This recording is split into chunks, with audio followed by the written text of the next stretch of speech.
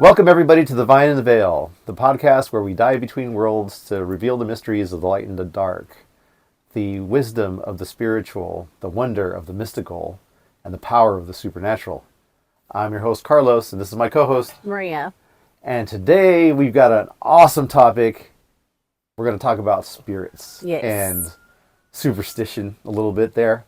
We're going to go into our childhood because I think there's something pretty interesting about how we grew up. Number one, we grew up in a very strict Catholic household, but our mother was very superstitious, and it turns out that her mom was a curandera and really helped in the town in Oaxaca, helped people through herbs and getting rid of spirits and all of that. So there's like a whole. And her parents were also into that craft. Yes, and then on our father's side, his mother was very much into discerning spirits and things like that. So we come from a line of people who delved into that world. So yeah, let's get started. Let's talk about what's one of the scary stories that you remember. The stories that I remember, there was the one that I think it might have been like for both of us the scariest one, and for our sister as well.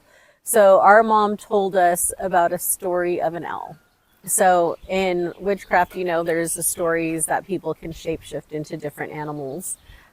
So in this story, our mom's great grandmother and great grandfather ended up having a story where there was a woman who was a witch known in town that decided that she had vengeance. She wanted vengeance against that family, right? My mom's great grandparents. So she turned into a witch and started flying. I'm sorry. She turned into an owl, not the witch. She is a witch. She is a witch. She turned into an owl. She turned into an owl and started flying in and attacking them at night. And in order to combat her, this is where it starts to get a little weird.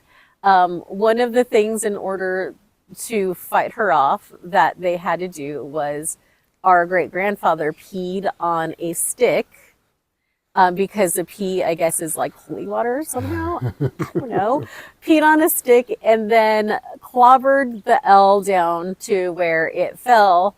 They captured this L and put it in my mind as a child, they said in a barrel, so I'm assuming it looked like kind of a wine barrel. Yeah, a big barrel. I don't know. I imagined a big barrel. You imagined a big barrel as well. So they put her in there, but somehow the wing got caught. Yeah. Got caught in where they sealed it. So then the next day, they keep it in there, they go to bed, I guess. The next day they wake up and there's a woman in the bucket and her hand was pinched off by the barrel. That was a creepy ass story. Yeah. Did I retell it? Was my memory Your retelling was actually pretty good. There's something interesting about that too, because Dad would tell me about one of the, I guess, out in the area that we grew up in, were the dream homes, and there's a lot of people that hang out there at night. And one of the guys, I think he was where my grandfather lived. He lived with this lady, one of their sons would hang out and drink at night, right? And one of the ladies that lived there was reportedly a witch.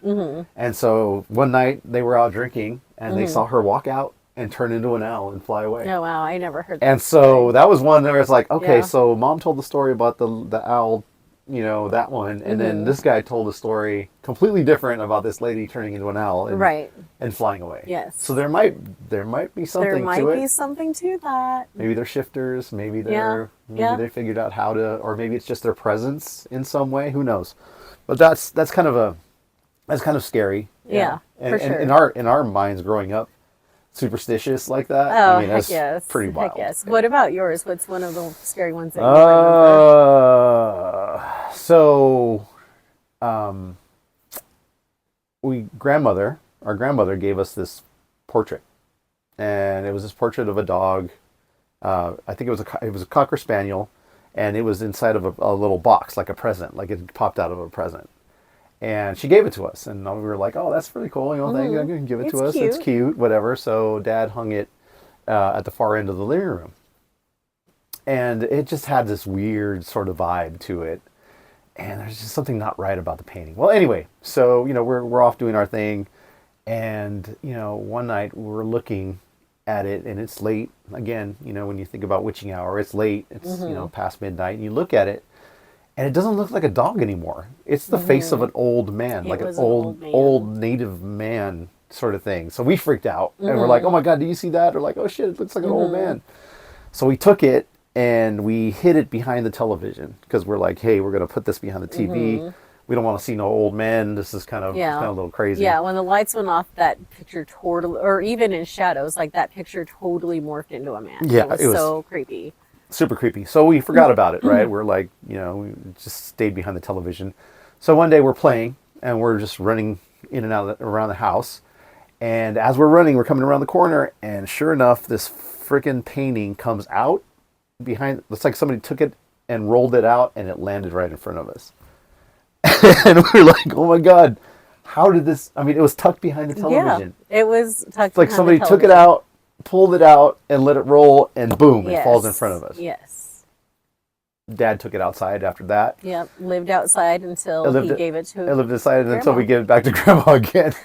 And then she took it back into her house, and last time we went to visit, it was back outside again. Yeah. So there was something there. There must have been something there. I think there's some residual energy that was tied to that painting that just it was a little creepy. Sometimes you have to be careful with the gifts that people give you, even if they're family. And it could have been something that nothing that might have been malintention from her, because she could have picked it up in a thrift store. You never know, but there are attachments to things. Oh yeah, that's why picking up antiques or things like that, there's always energetic attachments to those. So just be a little careful. I was gonna say his isn't necessarily like a story that we were told. It's something that was an experience. Yeah, that was an experience. Which is interesting. But that's not saying that like what the story that we were told from Mom wasn't true about her great grandparents. It could have been. There were I don't want to say like third world countries, but like the more remote you get into countries, I think there's a lot more superstition. Yes. So, one of the other things that I remember that she told us was that there was a death carriage that would come. I can't remember death carriage or death train, or there was a version of both. So there was a death carriage that would come by anytime that somebody in the town would pass away. They would hear the death carriage, and they would see the black horse, and there was nobody like pushing the horse along, but then the next day somebody would have died. Like they would have found somebody that had passed away that night. So that was interesting. Ooh, that's another one that's just like, gives you the chills. And then the story, and this guy actually is still alive. So my parents' family's home was across the street from this person's store. Mm-hmm. So he had a store, but he also delivered items to people. Yep. He supposedly was delivering something late at night, and he was crossing a bridge and supposedly ran into the devil. Now, up to this point, this guy had a full black head of hair. But upon returning, he had such a fright after seeing the devil or whatever demonic monstrous creature that he had seen that he got really sick and his hair turned white. I can attest that even as a kid, he had white hair. Yeah. And even seeing him, 5 years ago, still alive, had white hair. Yeah, that was super interesting. That was kind of interesting. Yeah. I'm not sure, whether or not, was something, his eyes playing a trick on him and he thought he saw something, but it was still enough to, create a fright enough to just turn his hair white? Or did he see something that's like, your hair is now white? Yeah, I remember Mom told the story about, because her mom used to go to try to help people, right? Mm-hmm. And it was removing spirits or, helping the sick people or whatever. And she was on her way to help somebody, and she took my grandpa with him. She took our grandfather with him. And she said that at some point in the trip, because they were in a super rural area, remote area, where there was not a lot of light or whatever, but she saw somebody over there, and she's like, it's the devil. Mm-hmm. It's the devil. Quick, light a cigarette and blow smoke at it. And so he did. Grandpa took out a cigarette, lit it up, and blew smoke at it, and it disappeared. But before it disappeared, it clawed him. He had 3 marks on his arm. And I'm just like, what? That is crazy. That is a pretty crazy story. Yeah. So again, I think there's something to be said about the rural areas, correct? Right? Because there's that other story that's kind of similar to La Llorona over there, where men get randomly drunk and they're walking back home and they get tempted by this girl Yeah. that invites them home, and so they follow her, and she takes them into these bramble bushes. Yeah. And they wake up with, just stuck all over the place because they're in the middle of these bramble bushes. So again, it's another one of those things where you're just like, what? Did they really have an affair? And they're like, oh no, it was the Banshee lady. It was a Banshee had lady. Her way with me. So I had to jump in those bramble bushes. Right. So the interesting thing about that is, like, it really doesn't matter where you're from. There's that story carries to different areas. So they're on the 101 in Northern California. There's something that's called Frog Mountain. So there's this lore about a frog witch that actually was the same thing. She was like a succubus. She would lure men over to this, I think it's the Russian River that runs through there. I'm not sure, but there's like moving water that's by this frog rock. She lures them in. She would have their way with them, and then they would end up like cursed for life, like have really bad things happen to them afterwards. But it's interesting that like super rural Mexico, Northern California, and God knows how many other places, like we've all heard of the succubus. Are they the succubus in different continents or different parts of the world? Maybe there's energy, that type of energy that exists, that's just, it's created to do that. Yeah, you don't really hear that many stories of succubuses mainstream, I think. No, Yeah. not as much. But those are interesting when you start delving into those. You're like, whoa, that's kind of wild.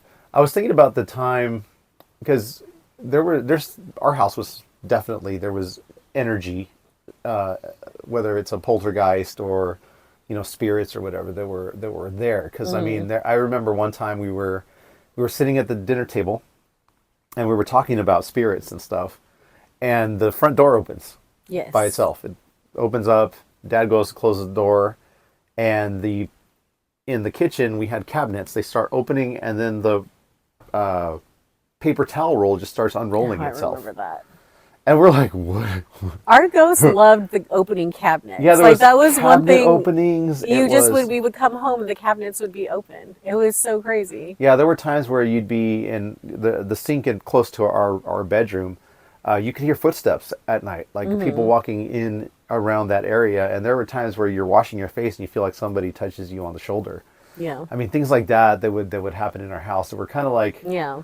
At first I guess they were kind of scary at first, because again, growing up in a super religious household where everything that was unexplained was evil, you kind of get scared. You're like, oh my God, something it's scary. Let me pray. Let me do the things. Holy water everywhere. I don't think that it was necessarily always a bad presence, because I only say that because there was something that used to happen to me all the time. Whenever something bad would happen to me, I would always see a shadow figure before. Like it was foretelling, like, you need to prepare yourself because something's going to happen. It's about to go down.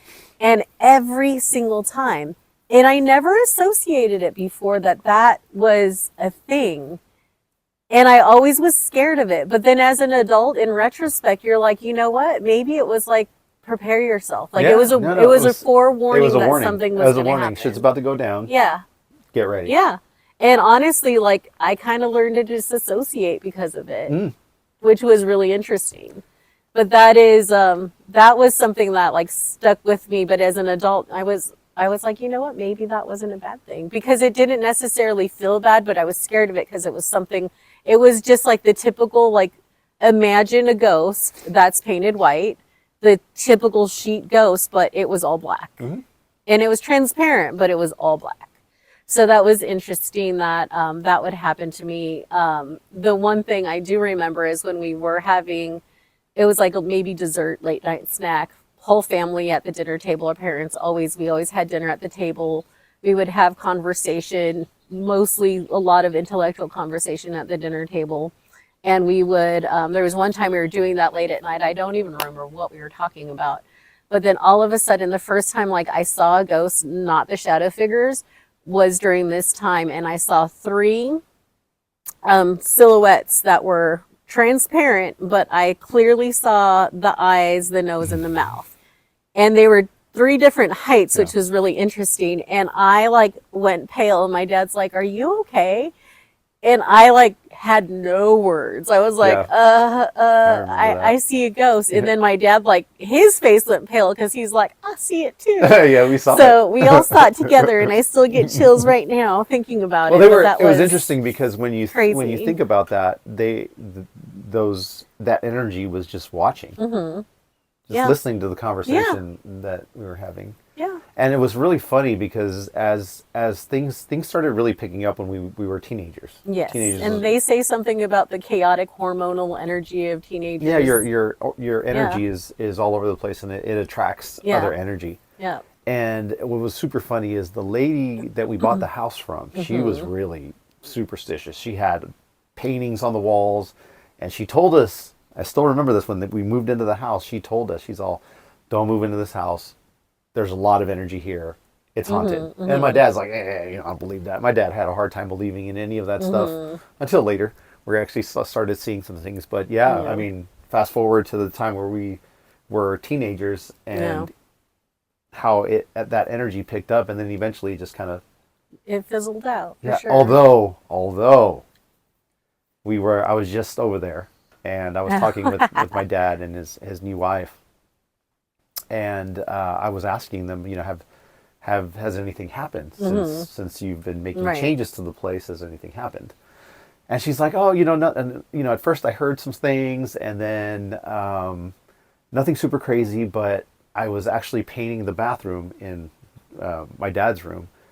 She was painting the bathroom, and she sees sandal marks on the ceiling of where she was painting. Like chunkless. Yeah, chunkless, like sandal marks on the ceiling, walking on the ceiling like that. That's creepy. And so she screams at my dad, and she's like, "What? Why did you do this?" Because she thought he was trying to kill flies or something up on the ceiling, and he was over in the other room. He's like, "What are you talking about?" He didn't do it. Yeah. It was just whatever was Yes. around was making marks on the ceiling, like it was walking upside down, all along the way. So Yeah. that was pretty creepy. That was a recent one. That was recent. So another story that isn't ours necessarily, but it is something that happened to our sister that kind of ties into birds, with the owl, or maybe like a generational thing with the owls or birds in general, is that our sister, when she was probably a toddler, would always look at the window and see birds and say, bird, bird, bird, and be like super duper scared. And this happened so much that our mom, who was like anti-witchy things, ended up taking her to a witch to have a cleansing so she wouldn't have these issues And left her again. there for a day. And left her there for a day. So our poor sister, God only knows what happened to her. I mean, I would hope it would be all good. But she was left with this lady. After everything is said and done, she's given back to our mom, and that whole her seeing birds anymore was completely gone. Yeah. That is so crazy on so many levels. The fact that mom left her with a stranger. And who knows what kind of rituals or whatever were done. I don't know. She could have had been bathed in chicken blood for all I don't know. I'm glad she doesn't remember any of that I'm stuff. glad she 'Cause doesn't remember it wild. either. That's kind of It's super pretty wild. It's pretty wild. Did you have any occurrences happen in your room? Oh, hell yeah. All the time. Like, I slept with a little figurine of St. Francis because he was my dude. I got a figurine out here still of him, mostly because I love the story of how he lived his life. Right. Like treating others the way you want to be treated. That's my vibe. But I was always scared, like always had holy water in my nightstand, always had St. Francis with me. As I got older, I ended up, St. Francis got lost. I'd like to think that he went on to help another child, and I moved on to a rosary. But we would have things happen all the time. Knocks on the window. We had Twinkie was one of my cats. I had cats. This first cat at 12 years old. My dad didn't like cats until my cousin gave me one for my 12th birthday. And then he was pissed. But then after that, he loved having cats and he was the one bringing them home. So we had Twinkie, and my sister and I shared a room. So Twinkie was just relaxing on the bed. My sister and I are chatting. I want to say I'm probably like 11. She would be 13 at the time. Mm-hmm. And we're chatting, having great conversation about how our day went or what we wanted to do on the weekend. And then next thing we know, we hear scratches on the wall 3 times. The Twinkie was already looking in that corner, and then next thing we know, the cat like springs straight up, ricochets from one wall to the other, and then runs right out the door. Whatever it was scary enough for him to be like, I'm out. You two are on your own, but I'm fucking out of here. That was one of the ones that I like clearly remember, but there were so many things that happened all the time. Yeah, I had a real strange one, and this wasn't. It scared me, but for different reasons, right? It was late at night because I was always doing homework or doing stuff like that, and when I was finally getting ready to fall asleep, things would happen, right? Because you were starting to get relaxed, your awareness is starting to spread.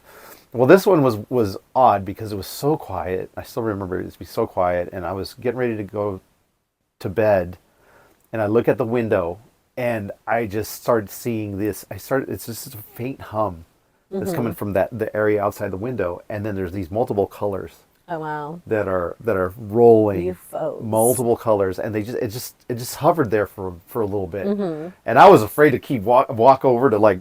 Open the curtains. Next thing you know, you're like being levitated and taken out the window. But it stayed there for a little bit, and then it just, I mean, in just like that, it was just like gone, and I was like, oh, what did I just see? Because this was out of the spiritual supernatural thing, and kind of went into like the UFO, the UFO sort of phenomena. But who knows what it was? Because there was no drones back then. There were no drones. No. And I mean, maybe in Daniel's theory, what like you and him are going to be the supreme beings. Like they're going to come down and say, "You are the chosen ones." We've been watching you. You're now representing humanity. Fix this race of humanity.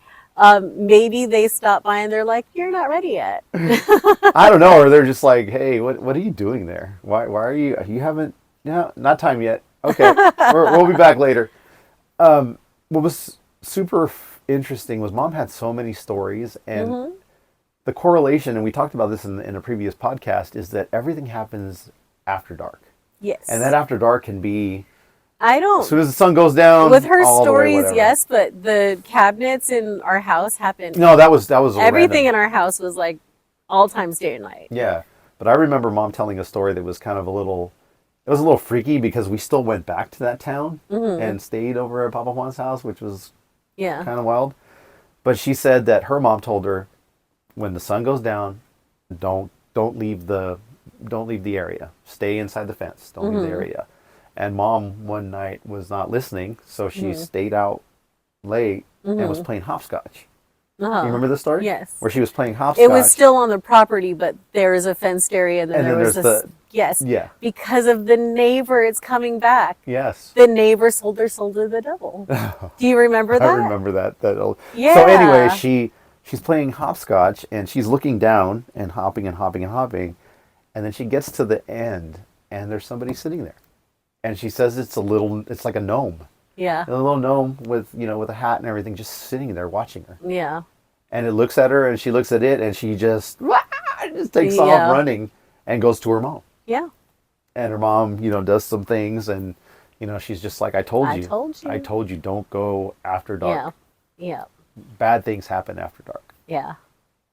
So honestly, like, I think there's probably some truth to that, but living here, having come from that history of like all these superstitions and lore, like you have to have curtains over your window, don't look out at night, which I know is like huge in Appalachian folklore as well. Yeah. But for us, like I purposefully didn't want windows or curtains on my windows because we're on 60 acres of land here, and I don't want to believe that there's anything here, so I choose not to have. I mean, there's a lot of freaking wildlife, but I don't know if there's anything more than that. But to be fair, our first days here, my husband and I swear that we both saw each other, so like a doppelganger. His was like me in the house walking towards the kitchen when I was actually in one of the bedrooms, and for me, I was working on the chicken coop, and he was working on building the chicken coop, but I was on the inside part and he was building out the outside run. And I swore I saw him walk by the inside of the barn. And I was like, what are you doing here? And he was like, are you talking to me? And I can hear him from far away. And I was like, I did not just see a freaking ghost here. So my remedy to that, because I'm like, okay, spirits, I know there's old things that live on this property, yeah. Old energies. I ended up getting obsidian because there's actually a lot of obsidian around here, natural obsidian. And I put it in the four corners. And then for my chickens, because I wanted them to be protected, but us to be protected as well, I ended up making Ankh symbols on their four corners of their home so they could be protected against spirits, but also be protected against any kind of wildlife attacks. They have Fort Knox. They're like, I've yet to lose one. Yeah, they're good. Which they're good. But yeah, and then of course I cleansed the house. Like I cleansed the house. I smudged it with sage. I used holy water, St. Michael, incantations, and all the things, blessings, like Wiccan blessings, you name it, I did it. So far, like, do you feel anything weird in there? No. And honestly, I have a theory about the doppelganger thing. I think you overlapped with another timeline. Oh, that's interesting. So I think that there was another timeline, another version of you that was doing something at that point, and the two timelines kind of overlapped for a period of time. Yeah. Is that kind of like deja vu too? Yeah. Interesting. So because I mean, I think a lot of people attribute that to like ghosts and spirits. Might not be. That's true. That's true. Might just be you happening that is in a very different true. place. And I think that's another, that could be another explanation for how people, when they see shadows and stuff, right, could be a parallel dimension that you're kind of slightly overlapping with.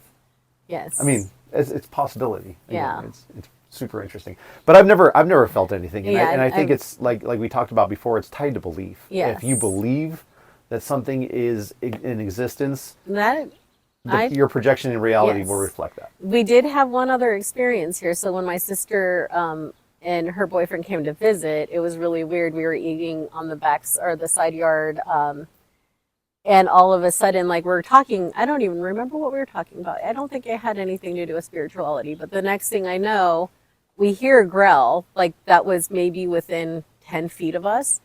And I kind of ignored it because I tried to ignore those things. And she was like, did you hear that? And then she asked her boyfriend and she asked Daniel. And they're like, oh, yeah, we all heard it. And I was like, I heard it, but I ignored it. But that was the one and only time. Like, I never, after that, like, heard anything. And I don't think she has either. I think energies follow her. I think honestly, they do. Because there was one time where she spent the night over at our old house in Lobelia. Thanksgiving. Yeah, no, before that. Oh, before that. And I was coming down the stairs early in the morning, like super early, and I hear little girl kids' voices. And I was like, okay, this is not, I've never heard this before, this is not that. And so I told her later, I'm like, who are you bringing? Who's attached to you? But what if that all comes from whatever happened to her as a toddler? Maybe, who knows? I don't know. Maybe whatever they did open, like, her third eye and, like, sensitivity, and next thing you know, like, spirits are following her around. I don't know. It was super interesting, but you're like, okay. That's a very, very strange one. But yeah, there's so many different stories. There's stories, and then there's superstitions. Like, there's so many superstitions. And again, the more rural, the more third worldy you get, the more superstitions are out there. Yeah, like the people in where my mom grew up in San Pablo, Huistepec, in Oaxaca, the black dog is a thing. Oh, the black dog, yes. The hounds of hell. Hellhound. It's basically if you make a deal with a witch or a warlock and you don't pay up, they'll send the hellhounds after you to take payment until you pay up, right? So you get plagued basically by these hellhounds that will show up. Yeah, my favorite were all the superstitions about the moon. Yeah, we all know that the moon has a shit ton of energy.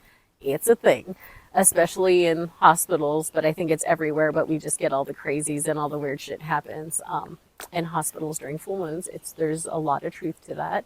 But they were so superstitious where, like, you don't go outside during a full moon, which I'm like, I definitely want to be outside during a full moon. Beautiful outside. Or an eclipse, or you name it, like, I am there.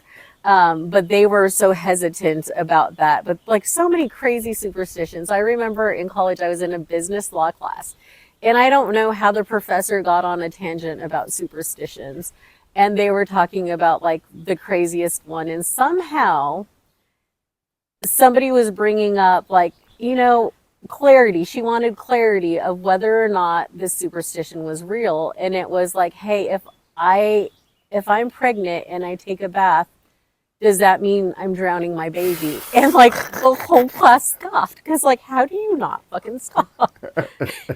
It's basic anatomy. But mind you, this girl was probably very sheltered. Yes. So she probably didn't know all the anatomy down there. And she was sincerely worried that if she took a bath, she would drown her kids. So we were able to bring some clarity there. But yeah, there's so many freaking superstitions there, and how many of them come from like not purposeful ignorance, but just the ignorance of being exposed to things, right? Right. Speaking of college, because we went to the same college, did you have anything happen to you while you were in college? Not to me, but it happened. I saw the remnants of something. So we had a girl that lived on Stauffer Hall, on the end dorm, second floor, left side, last one of the main hallway. And she was weird, had weird energy, very hard for her to find friends, but she did have a roommate. The roommate was like, I don't know how much longer I can take. Like, this girl just has like really weird vibe. Not kind of witchy vibe, but like loner vibe. Her energy was so much that they had weird shit happen. So I don't know if it was something that was associated to her or if something just happened, but they used to have like their curtains opening and closing on them. And then I walked in, I was in their room when the faucets turned on their own. Nice. And we're like, oh my God. So yeah, I did. That was the only thing that I did see there, that I actually experienced. But other than that, no, I didn't see the hallway ghost like you did. Yeah, so I had a couple of other ones. The first one was I had my alarm randomly go off at 3 a.m. a couple times. Yeah. When I never set it for 3 a.m. And one time I unplugged it and it still went off. Yeah. So that was an interesting occurrence. I don't know, maybe it was a warning of some sort. I'd like to think that sometimes things like that happen because they're about to warn you of something. You're correct. And then the other one was there was a story of a caretaker who used to take care of the college way back, and he just he took care of the gym, he took care of different places, and he died on the property. Right. And I so remember that story. I think his name was Jim, if I remember right. But anyway, so people claim to have seen him from time to time. There was that guy, and then there was the guy that was responsible for taking care of the Shannon Center, which was the Performing Arts Theater. Performing Arts, yeah. Which is a separate one. But I was going from Stauffer Hall, which is at the bottom of the property of the college, to Harris Hall, which is all the way up to the very top, right? You had to pass the old gym. And this was late at night. And I'm walking up the ramp, up the stairs, and I get this just weird feeling, and the hair on the back of my neck starts standing up, and the hair on my arm starts standing up. And I look up into the corner, and I see somebody looking down on me from the gym, one of the windows in the gym, right? And you know that gym, they turned into like an art area, right? It's all art. Yeah. It's not the gym anymore. Right. It's like it's repurposed. And there was somebody looking at me from there. Oh, wow. And I looked, and then I kept running up the stairs. And then the next day I had art class, so I went to go and see where that window was. There's no way that you could be up there, because it was like the second story, all of the art, and then you would have to levitate or have a really, you'd have something really tall ladder. levitate to get up there to see it. But this person was like looking at me like this, and I remember them; they were just looking at me. That's creepy. And that kind of freaked me out. But those are probably the only like really encounters that I've had aside from that other one that I had. But those were the only ones that I would remember from college. Yeah, I can't remember. There's no other one that I had from college. That was the only one. I had 2 encounters traveling overseas. We mentioned that things change overseas. Yes. I was in Taipei, Taiwan, and I was staying at a place called the Grand Hyatt. And one of my stays, I remember I was sleeping, and I felt something come into the room. I felt I just feel it. You feel that cold shift, and the energy changed in the room, and I felt something come through the door into the room. And as I'm laying there, I've got my eyes closed, and I can feel that, right? Next thing you know, I felt it was hovering over me. Oh, gosh. Yes. And I was in a state where I was just like, oh my God, there's something. I'm not going to open my eyes. I don't even want to know what's going on. Okay. And I just kept saying inside of myself, I'm like, leave me alone. You don't belong here. It's time for you to go. And so it just disappeared after I did that. Because you have to kind of harness that fear. Right. You can't be afraid. So, I come back another 3 months later, and this time I get an upgrade, to a room, and so it has the living room and the bedroom. So I'm coming in, I'm getting ready to go to dinner, so I go take a shower, and I'm going to wash my face, and all the lights turn off. Ooh. And I'm like, what? How did all the lights turn off? Well, there's a master switch at the very front. The master switch flipped off. Dang. I flip it back on. I go to try to wash my face. It shuts off again. Yeah. And I'm like, stop playing with me. Yeah. Leave me alone. I'm trying to get ready to go to dinner. I appreciate the jokes, but stop. Yeah. Yeah. So they turn on the light and it stopped.